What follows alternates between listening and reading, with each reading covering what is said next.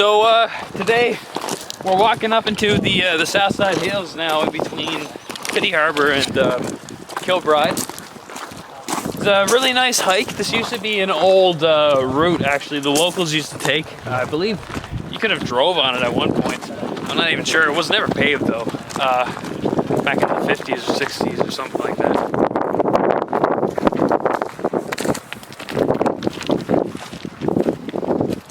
So where we are now is actually an old watershed area. This used to be drinking water. The town of Petty Harbor has this as part of their hydroelectrical thing, but this has clearly been used for a while as a drinking reservoir for reasons.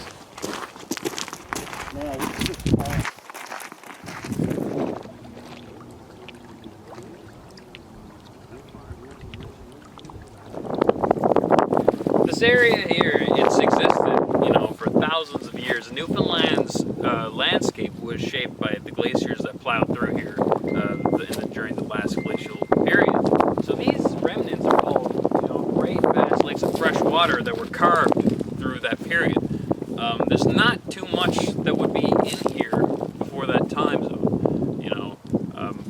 It's very reasonable to assume that if there was a time when the French were to invade St. John's, according to the reports, what had happened is behind Kilbride in the bluffs here, in these mountains, a skirmish of a couple hundred men or some hundred French versus, I think it was some 80 English.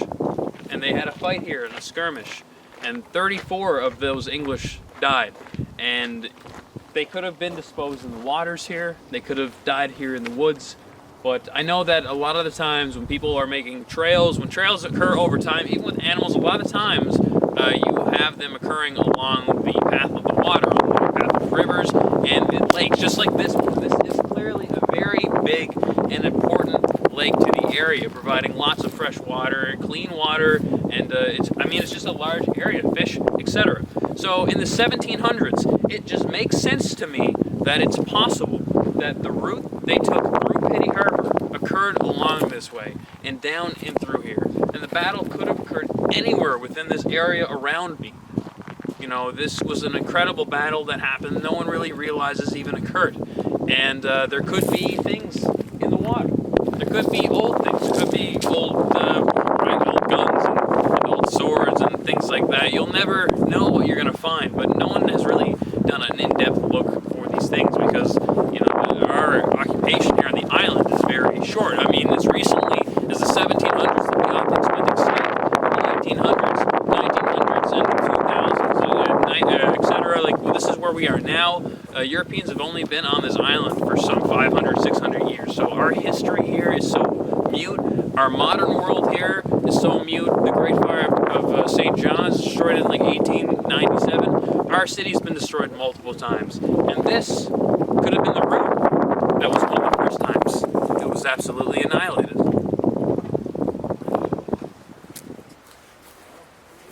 The terrain out here is pretty gross. It's rough, the dense brush everywhere. I mean, there's moss all over the rocks, the crevices. It's hard to walk around here. It's very hard to get your grip and understand where you're going. The main thing is, this is the terrain that the forces of the British and the French most likely encountered when they were walking through this area for their battles and for some of them before their deaths. Here in Newfoundland, it's a very common pastime for people to just kind of chill out by the lakes, the many ponds throughout the island, and just kind of relax and take in the nature, be part of it, be tranquil, enjoy it. But we don't really think about all the history of this place. It's not really the most biodiverse island in the world. We're not Madagascar by any means. In fact, Newfoundland has a very, very short list of indigenous species for both plant and animal life. But still, what we have here to offer is something unique, and it's cool. And when we think about the history of the Beothuk people that existed on this island for centuries, I mean, it's incredible to think about this was their home too, for a very long time. Something we also don't think about is the land routes that occurred here during the many battles in the harbors, because the fact is the easiest way to get around Newfoundland has always been by boat. The trails have been very dense, the woods, as you can see, it's kind of hard to get through, there are a lot of small ponds, and they're deep enough for you to kind of have to try and navigate around instead of just trying to swim through. It's not warm. But on top of all this, you're dealing with the situation of cliffs. You go in any major harbor that is surrounded by cliffs and you will find an actual town.